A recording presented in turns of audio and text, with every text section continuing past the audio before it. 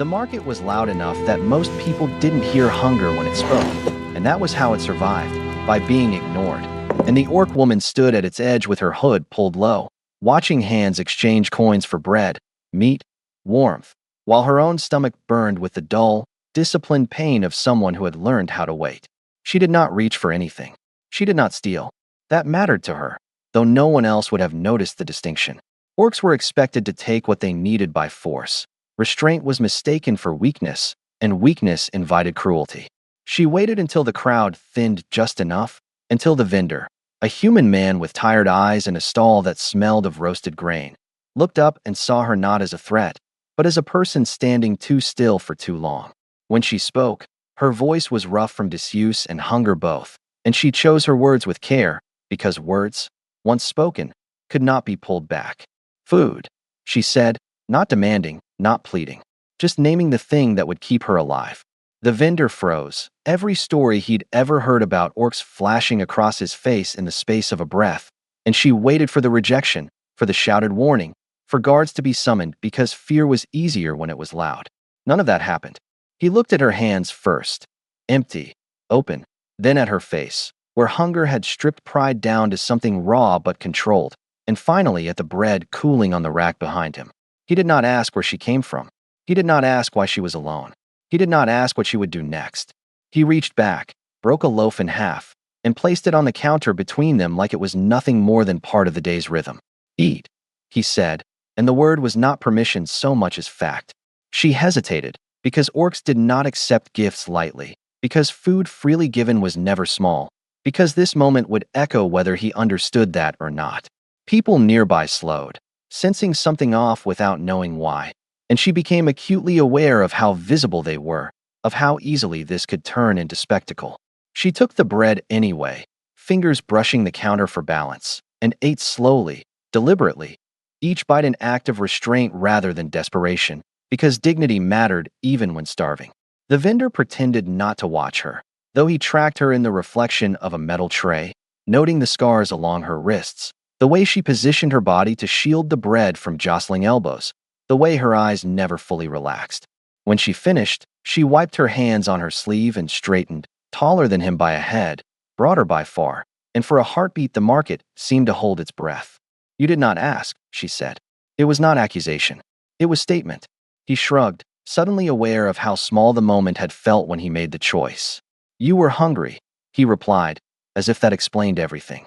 Around them, people resumed moving, relief spreading now that nothing dramatic had happened, but the relief was false, thin as paper, because something had shifted that could not be undone.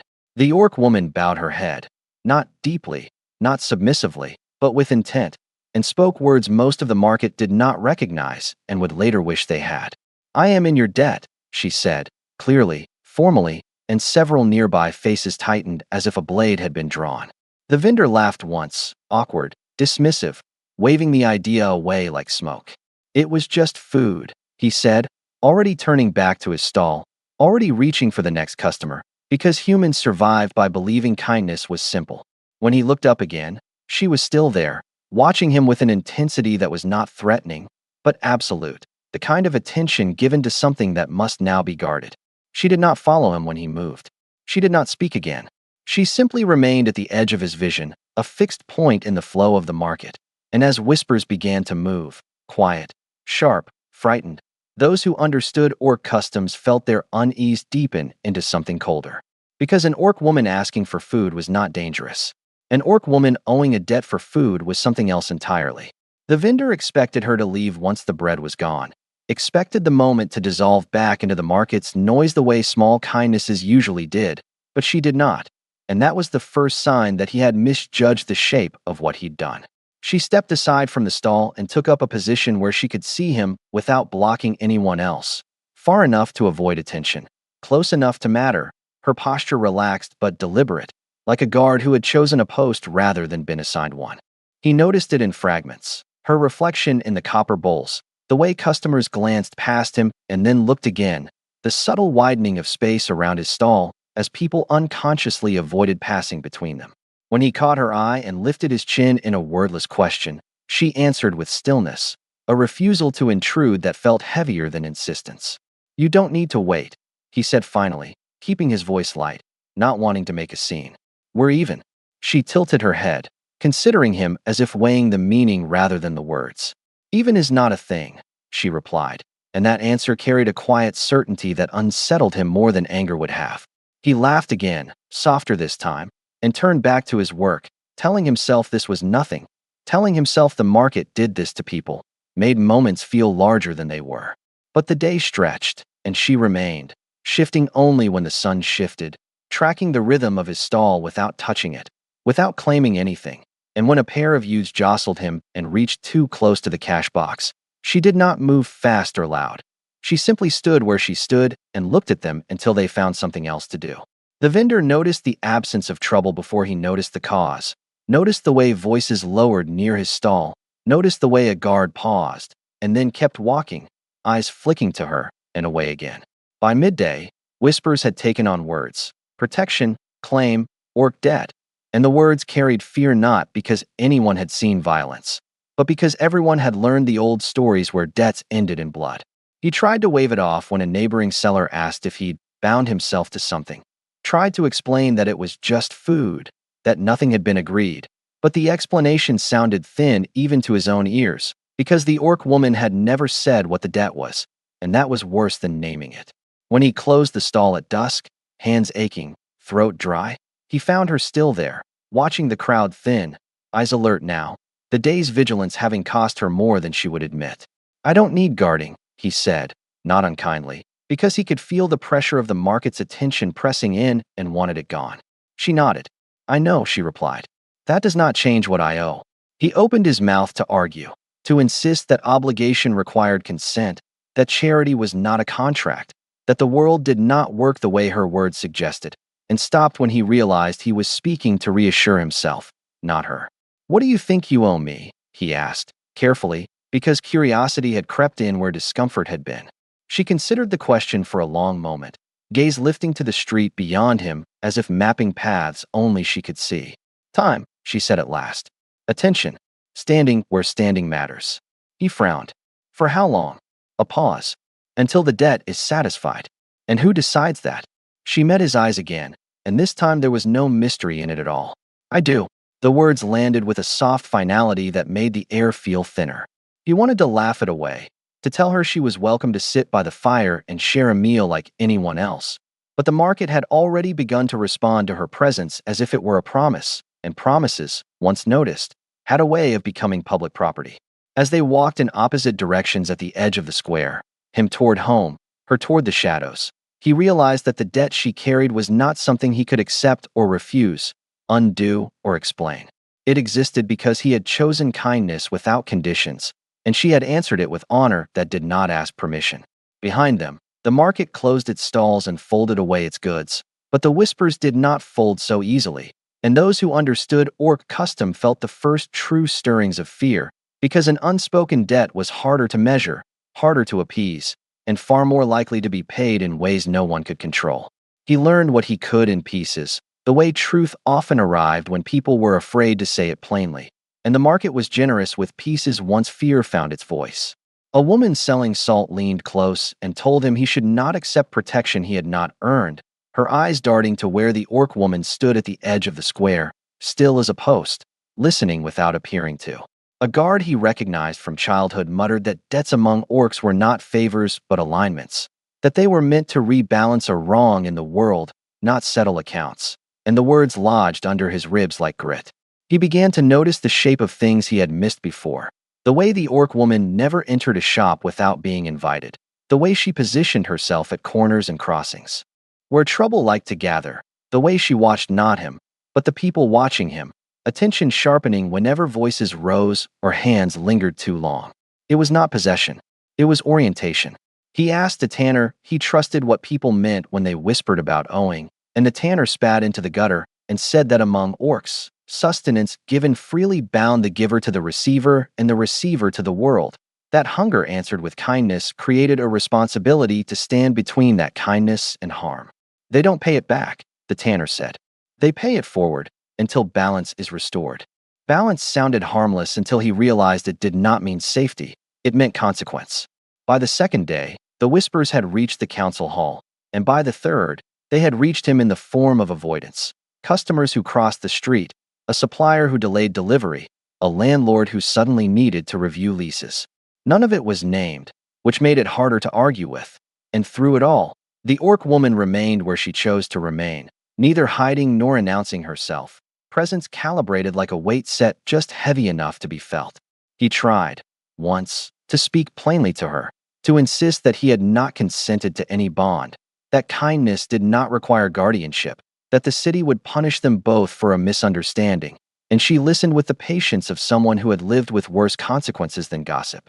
Consent matters, she said, and he felt relief spark until she continued. But so does impact. You changed my trajectory when you fed me. That creates a slope whether you approve of it or not. He asked what would satisfy the debt, hoping for a list, a limit, a clear end. She shook her head. Debts end when the world is steadier than it would have been without them. That night, when a pair of men followed him home with questions that felt like threats wrapped in jokes, she appeared at the end of the lane without sound and stood there until the men decided they had errands elsewhere, and he understood then why everyone else was afraid. It was not the possibility of violence. She had not raised a hand, but the certainty of response, the knowledge that harm would be met with presence that could not be bribed or hurried away. He slept badly, waking to the sense of being watched, and realized the watching was not surveillance but care, which somehow made it heavier. In the morning, he found a small token placed on his stall, a strip of leather marked with a simple knot, unadorned, anonymous, and when he asked what it meant, a passerby told him it marked a boundary, a signal among orcs that this place was under obligation, not ownership. The city reacted as cities did, with rules, with warnings, with attempts to translate fear into procedure. A notice went up reminding vendors not to encourage dependence. Another advised citizens to report unusual associations. None of them named her, but everyone knew who they meant. She read the notices and said nothing. He read them and felt the weight of his choice settle deeper, not as regret, but as responsibility. What he had done could not be undone because it had already changed how the world moved around a small point of bread and hunger. And as he stood behind his stall, watching the orc woman take up her quiet post once more, he understood the terrible simplicity of it. Owing, to her, was not a threat. It was a promise the rest of the city was not ready to live with. The city changed its tone before it changed its rules, and the shift was subtle enough that only people used to listening for danger noticed it at first. Conversation stalled when the vendor approached, then resumed with a careful brightness once he passed, and laughter took on an edge that suggested rehearsal rather than ease. Notices multiplied on walls, about permits, about loitering, about maintaining clear thoroughfares, and though none of them mentioned orcs, each one seemed to glance sideways at the edge of the market where the orc woman stood, still as ever, her presence turning ordinary language into accusation. The vendor felt the pressure gather like weather. Suppliers delayed, citing paperwork. Guards lingered a breath longer than necessary, eyes flicking to her and away again, measuring a threat that had not declared itself. Rumor moved faster than fact. Someone said the orc had sworn Bloodguard. Someone else said the debt meant vengeance, that if the man were harmed, she would answer with fire. The stories contradicted one another and yet agreed on the only thing that mattered. Fear wanted a shape, and she was convenient. He tried to counter it with normalcy, opening his stall at the usual hour, greeting customers by name, complaining about the price of grain, but normalcy bent around her presence and did not straighten. Children were pulled close when they passed. A woman crossed herself. A man asked, too loudly, whether it was safe to shop there anymore. The vendor answered calmly, felt his calm erode with each repetition, and understood that denial fed rumor as effectively as confirmation. Through it all, the orc woman did not move closer, did not claim space that was not offered. She adjusted instead, standing where lines of sight converged, choosing corners that discouraged clustering, shifting when the crowd thickened so that her vigilance smoothed flow rather than constricted it. It was protective behavior refined by necessity, and it worked. The market grew quieter around the stall, not because trade stopped, but because trouble did. That absence became its own evidence. People asked why thieves no longer tried their luck there. They asked why tempers cooled near the vendor's counter. They asked what she had promised him, and whether he had promised anything back. He tried, once, to ask her to leave for the day, hoping distance might loosen the city's grip on the story it was telling itself. She considered the request carefully, then shook her head. Distance will not shrink fear, she said. It teaches it to guess. The city guessed anyway. A councilman stopped by with a smile that did not reach his eyes and asked whether the vendor felt comfortable, whether he needed assistance, whether he understood the risks of entanglements. The vendor answered that he was comfortable enough and that no assistance was needed, and watched the smile harden into record-keeping. That night, the whispers grew teeth. A window down the lane shattered. Someone chalked a mark near the stall at dawn. Nothing explicit, just a symbol old enough to carry meaning without explanation. And when the vendor scrubbed it away, hands shaking, he felt the city's gaze settle heavier for having been denied a spectacle. The orc woman watched the erasure in silence, and then moved her post so that anyone approaching would have to pass through her line of sight. This will escalate, he said, hating how obvious it sounded. She nodded. Yes, she replied, and then added, because they believe the debt gives you power. He laughed, brittle. I have none. Power is not what you can command, she said. It is what others are afraid you might command. By the end of the week, the market's whispers had threaded into every corner of the city, tying kindness to consequence with a knot no one wanted to untangle. The vendor felt himself becoming a symbol he had not chosen, and the orc woman felt the city's fears settle into patterns she recognized from other places, other debts. Neither of them spoke of leaving. Neither of them pretended this would pass. The city had begun to whisper, and whispers, once shared, had a way of demanding answers. The first time she intervened, almost no one noticed, which was precisely the point. Two boys lingered too long at the edge of the stall, hands light and practiced, eyes on the cash box rather than the bread, and the vendor felt the familiar prickle of unease without yet understanding why it faded as quickly as it came. One moment the boys were there, the next they were not, drifting away with forced laughter and a glance over their shoulders that suggested they had reconsidered something important. The orc woman had not raised her voice or her hands. She had simply stepped into the space where their path would have narrowed and met their eyes with a look that asked a question neither wanted to answer. The vendor realized what had happened only later, when a neighboring seller muttered that trouble seemed to be avoiding his counter lately, said half in jest and half in accusation. Word spread the way it always did, through absence. No thefts, no shoving, no sharp words that escalated into worse. Where there should have been friction, there was only flow, and people began to talk about that, too, because peace that arrives without explanation feels like a trick. She did not ask him where to stand or when to move. She did not check with guards or seek permission from anyone. She watched the market as a living thing, reading its tells the way others read ledgers, and placed herself where her presence would change outcomes before they hardened into acts. When a drunk staggered too close, she shifted so the path curved away. When tempers rose over a short measure, she stood where voices could see they were being seen. When a rumor tried to become a dare, she stayed long enough for it to wither. The vendor felt protected without being caged, which was its own kind of disquiet. He had never asked for this. He had never agreed to it. And yet it was happening because someone else had decided his safety mattered. The city noticed the pattern and recoiled. Protection without permission looked like coercion to those accustomed to control. A guard approached him one afternoon, posture careful, and asked whether he felt threatened. The vendor looked past the guard to where the orc woman stood at a respectful distance, hands open, gaze alert, and answered honestly that he did not. The guard frowned, as if the answer complicated a report already half-written. You should tell her to stand down, he said. The vendor tried. You don't need to do this, he told her, keeping his voice low. It's making things worse. She listened and nodded, the way she always did when he spoke to her as a person rather than a problem. I know, she replied. That is not how debts work. He asked if she could at least be less visible, hoping compromise might soothe the city's nerves. She considered it and adjusted, not by disappearing, but by choosing positions that looked incidental rather than deliberate. It did not help. People who were afraid of a thing did not require proof. They required permission to believe. The first accusation arrived wrapped in courtesy. A council clerk suggested that the vendor was benefiting unfairly from intimidation, that other stalls could not compete with an implied threat.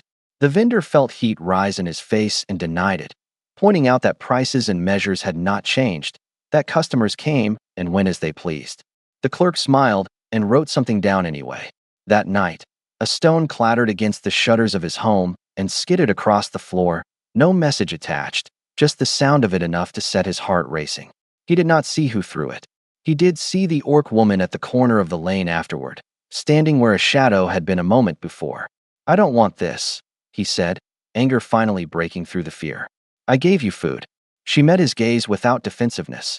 "And I took responsibility," she said. "I will not unmake that because others are frightened." The city began to frame her presence as a provocation rather than a response. A notice went up warning against private enforcement. Another cautioned citizens to report coercive associations. None of them named her. All of them pointed.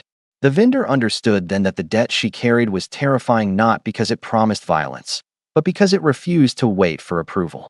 It acted according to a code the city could not regulate, and in doing so it exposed how much of the city's peace depended on permission rather than care. As the market closed and the lamps were lit, he watched her take up her quiet post once more and felt the truth settle uncomfortably into place. Protection, when it arrives without asking, forces everyone else to decide what they believe safety is for.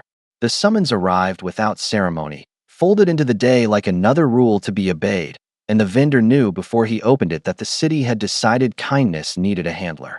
The council requested his presence to clarify misunderstandings, a phrase so carefully chosen it rang like a warning bell. And when he looked up from the paper, he saw the orc woman watching from across the square, her posture already adjusted to the direction things were moving. He went alone, because that was what the letter implied, and because bringing her would have turned a conversation into a spectacle, though he suspected the city would make one regardless. In the council chamber, voices were polite and tight, questions circling the same point from different angles. Had he encouraged dependence? Had he benefited from intimidation? Did he understand the instability he was introducing by allowing an orc to attach herself to his business? He answered carefully, repeating the truth until it sounded thin even to his own ears. He had fed someone who was hungry. He had not asked for protection. He had not bound anyone to anything. The council listened with the patience of people who believed the problem was not intent but effect, and when he finished, one of them leaned forward and said, gently, that he needed to release the orc woman from whatever obligation she believed existed. The word landed wrong. Release implied ownership, and he felt a flash of anger sharp enough to surprise him. "She isn't mine," he said. "I don't have the right." The council exchanged looks. This, they explained, was precisely the issue. A bond no one could regulate was a threat to public order. Outside, while the council deliberated behind closed doors, the market churned with rumor, and the orc woman read the change the way she read weather. Guards had shifted, routes had narrowed, attention had sharpened. When the vendor returned with the council's message, ask her to leave the city, at least temporarily, for everyone's sake, she did not argue. She asked only one question. Will that end it? He hesitated, and that was answer enough. Then it is not a solution, she said. The city tried pressure next. Permits delayed. Inspections announced and postponed. A fine levied for a minor infraction that had never mattered before. Each measure was small, deniable, designed to teach him that compliance was easier than resistance. Each measure failed in the way fear often fails, by being noticed. Customers began to ask why guards hovered.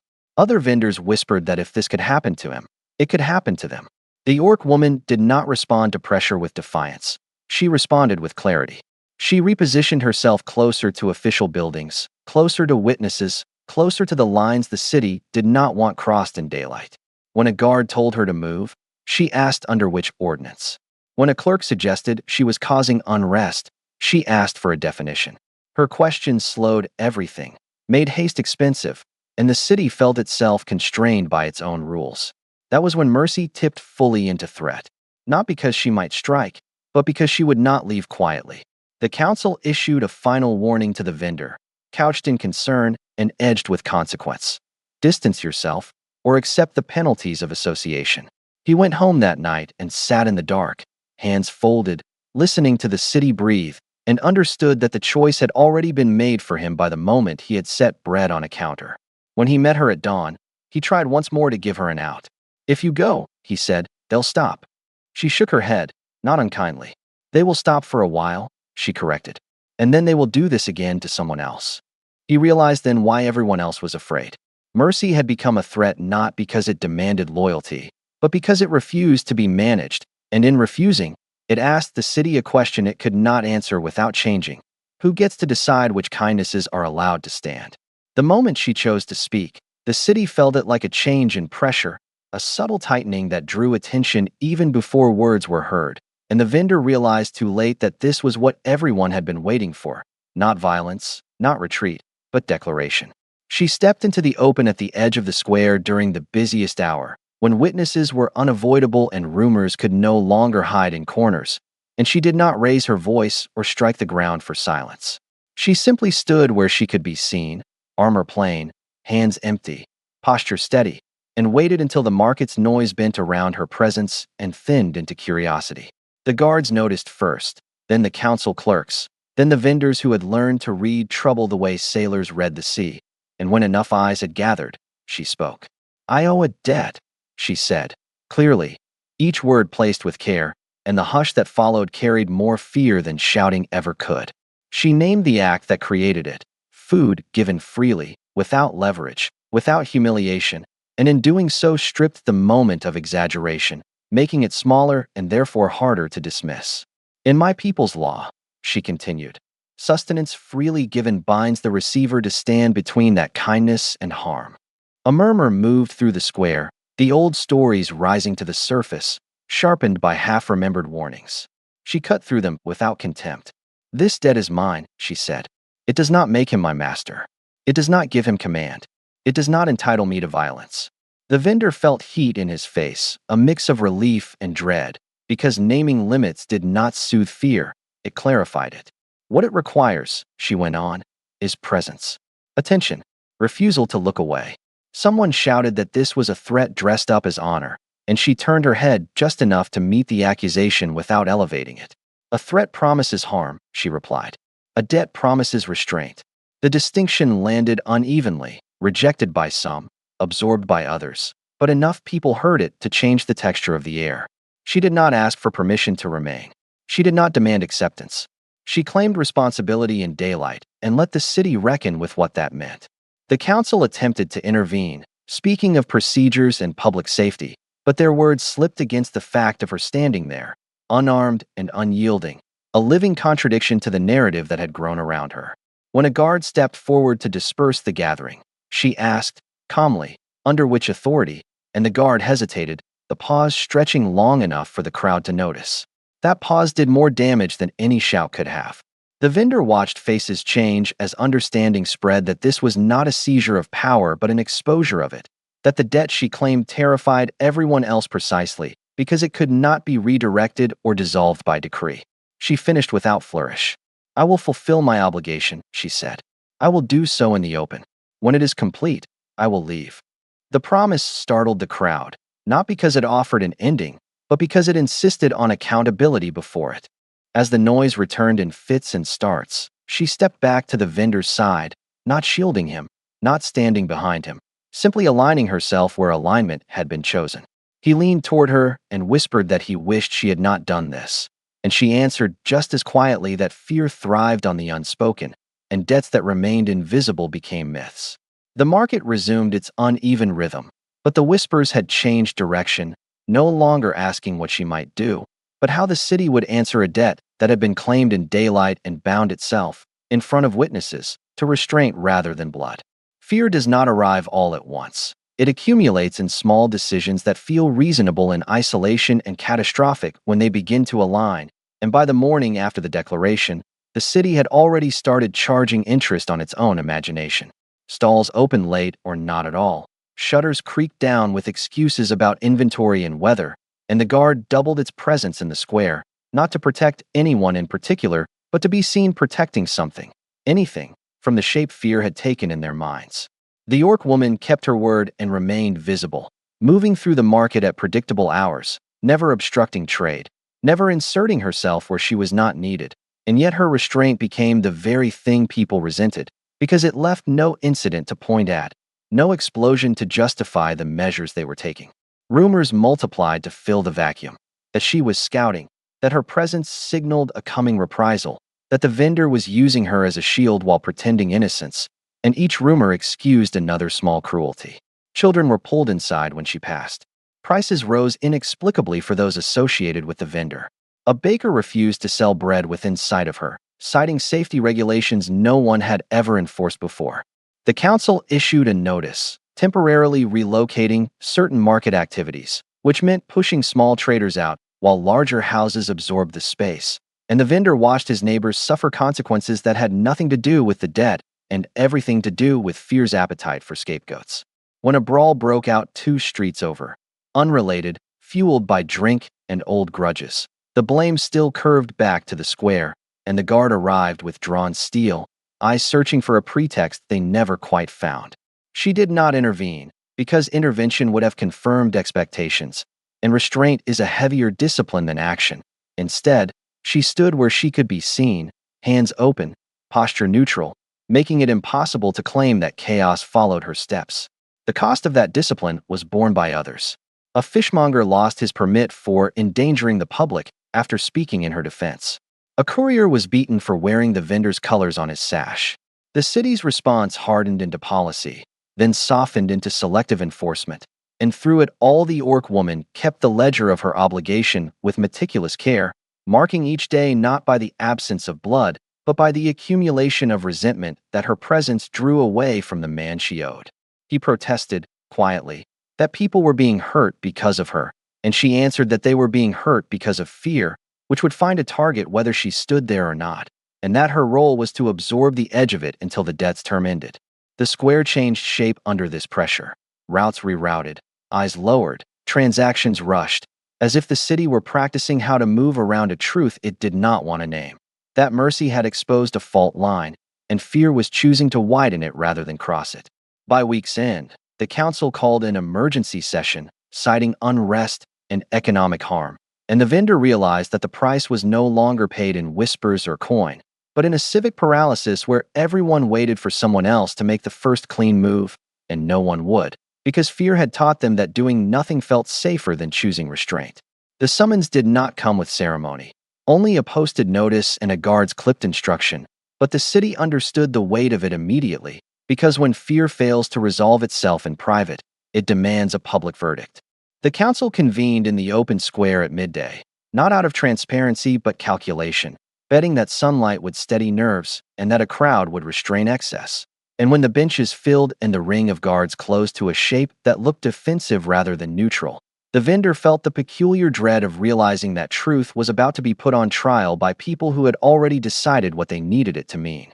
The orc woman arrived without escort and without armor, a deliberate choice that unsettled those who wanted visible proof of danger, and she stood where everyone could see her hands while the council recited charges that sounded administrative and therefore harmless. Public disturbance, economic harm, intimidation by presence, words chosen to imply intent without naming it. She listened without interruption, eyes forward, and when asked whether she denied binding herself to the vendor, she answered yes and no in the same breath, explaining that the binding was to the act, not the person, to kindness itself rather than to ownership, and the crowd murmured because that answer refused the categories they were offering. Witnesses were called who had never been threatened, only unsettled, and their discomfort was treated as evidence until the orc woman requested leave to speak and was granted it with visible reluctance. "A debt is not a leash," she said, voice steady enough to carry without force. "It is a promise with boundaries." She enumerated those boundaries plainly. No commands accepted, no violence initiated, no claims made beyond protection from harm directly arising from the gift that created the debt. When pressed to define protection, she did not reach for heroics. To stand in the open, she said. To watch. To refuse to escalate. The vendor spoke then, against his own instinct for quiet, and testified that he had neither asked for nor benefited from force, that any harm attributed to the debt had been produced by fear and policy reacting to rumor. A counselor attempted to trap him in hypotheticals. What if she chose violence? What if others followed her example? And the orc woman answered before he could, not defensively, but with a precision that cut through the fog. "Then I would have violated the debt," she said, "and forfeited my standing among my people. Fear imagines what honor forbids." That sentence landed hard, because it forced a comparison no one wanted, a code that constrained power versus a system that justified itself after the fact. The crowd's mood shifted in increments, some faces hardening, others softening, as the council retreated to confer, and when they returned, the judgment avoided absolutes. The debt would be permitted to continue under observation, with explicit terms acknowledged in the record, and the orc woman would depart upon fulfillment as promised. It was not a victory. It was a concession to daylight, a recognition that the city could not punish restraint without admitting what it feared. As the session adjourned, the vendor felt a fragile relief edged with sorrow, because judgment in the open had not healed the rift, only named it. And the naming carried a cost that would be paid long after the benches were cleared and the guards dismissed.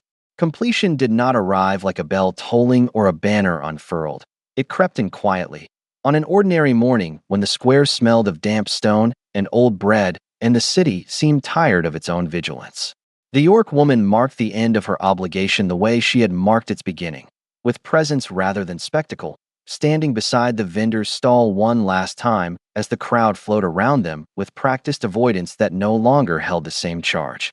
She had kept her promise in ways that never made songs, intercepting harm by being seen, absorbing rumors by refusing to react, redirecting anger away from the man who had fed her and toward the structures that profited from fear. And when the council clerk arrived with the final notice acknowledging fulfillment, it felt almost anticlimactic, like discovering that a storm had passed without breaking anything because it had been watched carefully the whole time. She read the notice once, folded it with care, and placed it on the stall as if returning borrowed change, then stepped back and bowed, not to the city, not to authority, but to the simple act that had bound her in the first place. "The debt is paid," she said, quietly enough that only those closest heard it, and the vendor felt a sharp, unexpected emptiness, not because he had lost protection, but because he had grown accustomed to a truth standing beside him in plain sight. She did not linger. She did not wait for permission. She turned and walked toward the road that led out, her pace unhurried, her posture unchanged, and the city did not stop her, because there was nothing left to argue against without admitting that it had been wrong all along. In the days that followed, the square resumed its old rhythms with minor adjustments that pretended nothing had happened. Prices normalized, permits quietly reinstated, guards thinned to their usual patterns. But the memory remained like a faint scar you only noticed when the weather changed. People spoke of the incident in the past tense, reducing it to a cautionary tale or a proof of procedure working as intended, and yet something had shifted beneath the language. Kindness was no longer safely invisible. The vendor kept his stall and his habits, feeding those who asked without spectacle, refusing to trade mercy for control, and sometimes he would catch someone watching him with a look that held calculation and awe in equal measure, as if weighing whether a simple act might still summon consequences they could not manage. Months later, a caravan passed through, and with it an orc guard who paused long enough to leave a loaf on the stall without a word, a gesture that meant nothing to the city and everything to those who understood how obligations traveled. The vendor did not follow the road to see where she went. He understood that debts fulfilled are not meant to be chased. Instead, he learned to live with the knowledge that a meal could redraw lines of power without raising a hand, that restraint could terrify more effectively than threat, and that mercy, once witnessed, could not be made harmless again. The city carried on, uneasy and intact, having paid a price it would never itemize. And somewhere beyond its walls an orc woman walked free, unbound and unowed, leaving behind a lesson that would surface whenever someone hesitated at the edge of generosity and wondered what it might cost to feed a stranger and what it might cost not to.